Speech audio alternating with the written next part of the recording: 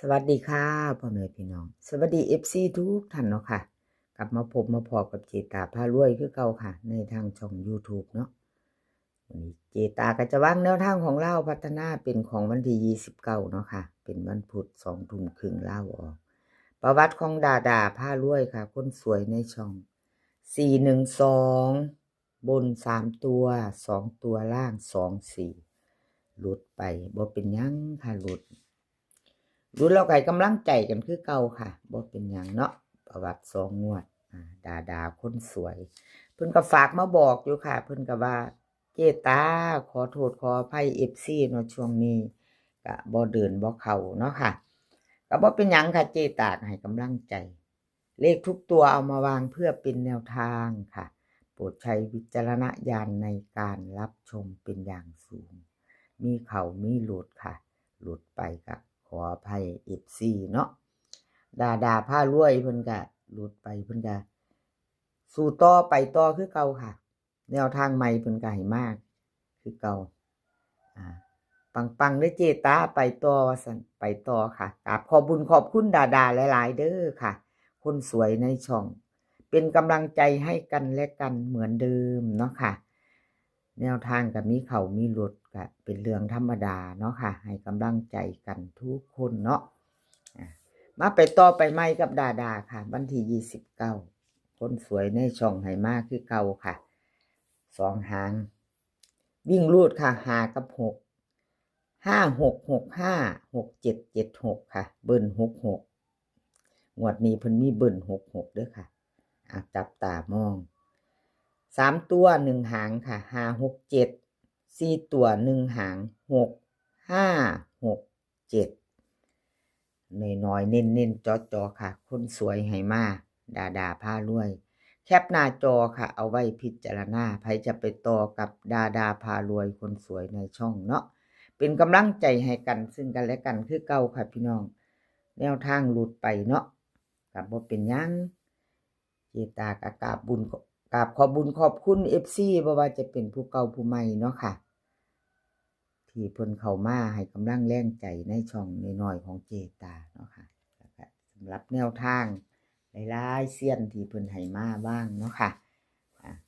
กราบขอบพระคุณเป็นอย่างสูงมาไปต่อค่ะมาไปต่อเป็นของใครรับสายด่วนก็หลุดไปคือกันเด้อค่ะหลุดไปคือกันหลุดดีแท้เจตาวัดติจักสิว่าจังใดเนาะพี่น้องรับสายด่วนวันที่24เพิ่นก็เข้าอยู่เนาะแนวทางค่ะพี่น้องแนวทางเนาะกราบขอโทษขออภัยค่ะรับสายด่วนวันที่27เพิ่นบ่เข้างวดที่ผ่านมาเพิ่นเข้าอยู่เนาะพี่น้องงวดก่อนเพิ่นก็เข้าอยู่41224บ่เดินมาไปใหม่วันที่29วันพุธ2 ทุ่มครึ่งเนาะค่ะรับสายด่วนอะไรก็เกิดขึ้นได้เนาะค่ะเจตาเป็นกำลังใจให้คือเก่าค่ะรับสายด่วนกราบขอบบุญขอบคุณสำหรับแนวทางเนาะค่ะแนวทางที่เพิ่นให้มาวางทางช่องเนาะกราบขอบพระคุณเป็นอย่างสูงเด้อค่ะวิ่งรูดค่ะวิ่งรูดเพิ่นให้มา7กับ1 2ตัว4หางค่ะ75741819เบิ้ล77 3ตัว3หาง71875774วิ่งรูดเพิ่นเด่น7ค่ะเด่น7รอง1 2ตัวนี้เน้นให้75กับ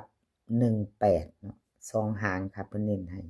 3ตัวนี้2หางค่ะ718757พิจารณาซ่อมกันพี่น้องแคปหน้าจอไว้เอาไปพิจารณาชอบก็จัดขัดก็ผ่านเนาะเบิ่นเพิ่นก็มีหางเดียวเด้อค่ะเบิ่นให้แค่77เนาะ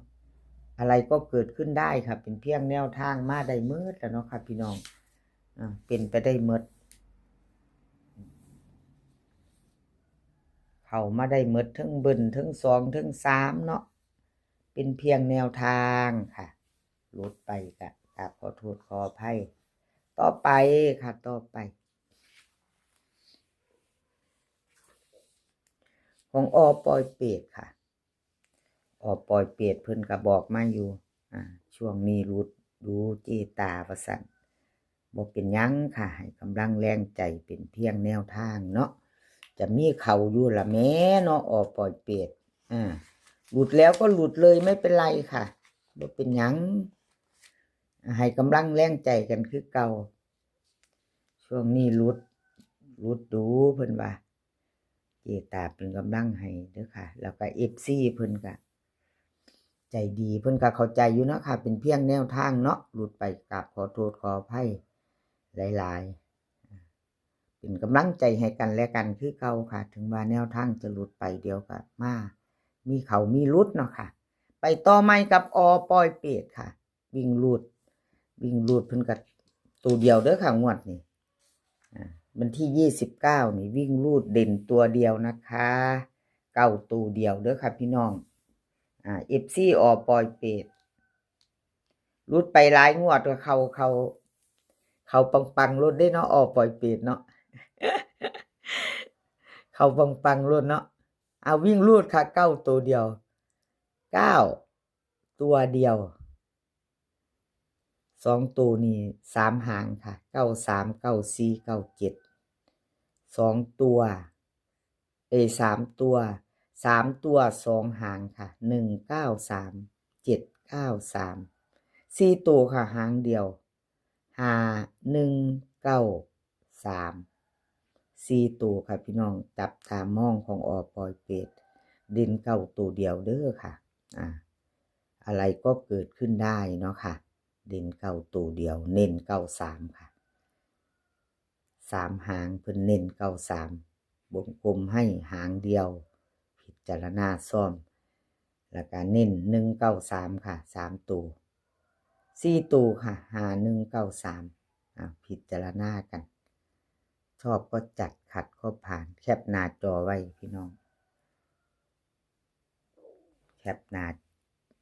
าจอไว้ไปต่อกับอปอยเปต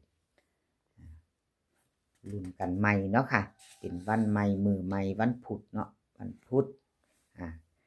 กราบขอบคุณอปอยเปตหลายๆค่ะที่ให้แนวทางมาวางทางช่องเนาะค่ะกราบขอบพระคุณเป็นอย่างสูงให้กำลังแรงใจกันคือเก่าค่ะเป็นกำลังใจให้กันและกันเหมือนเดิมเนาะค่ะต่อไปค่ะต่อไปซ่องสุวรรณค่ะของซ่องสุวรรณก็หลุดไปเนาะค่ะเจตาให้กำลังแรงใจคือเก่า41224บอกเข้าวันที่24เพิ่นก็เข้าไป1อยู่ค่ะเข้าไป1ตัวอยู่หลุดวันที่27ไม่เดิน1ตัวก็ไม่มาเนาะค่ะหลุดแล้วหลุดเลยมาไปใหม่ค่ะขอโทษขออภัย FC แทนซ่องสุวรรณเนาะค่ะที่แนวทางเพิ่นบอกเข้าเนาะขอโทษขออภัยมาไปใหม่ไปต่อค่ะกับวันพุธวันที่29วิ่งรูดซ่องสุวรรณเพิ่นให้มา9กับ1ค่ะ2ตัว4หาง95 97 15 17เบิ้น99กับ11 3ตัวค่ะ3ตัว3หาง915 917 991ค่ะวิ่งรูดเพิ่นเด่น1ค่ะร่องเก่าเน้นที่1หากับ17ค่ะ2ตัว3ตัวหางเดียวค่ะ915เอาแคปหน้าจอค่ะใครจะไปต่อกับซ่องสุวรรณเนาะกับขอบคุณซ่องสุวรรณหลายๆเด้อค่ะที่ให้แนวทางมาวางทางช่องเนาะคลิปนี้ก็ขอให้พี่น้องโชคดีค่ะขอให้โชคดีขอให้มีความสุขแล้วก็ให้สุขภาพแข็งแรงกันทุกคนค่ะสุขภาพมากพรค่ะเดินทางไปไสก็ขอให้ปลอดภัยเดินทางไปก็ขอให้มีโชคเนาะค่ะกลับมาก็ขอให้มีชัยคลิปนี้ก็กราบขอบพระคุณหลายๆค่ะคลิปหน้าพอกันไหมค่ะคลิปหน้าพอกันไหมคลิปนี้ก็สวัสดีค่ะ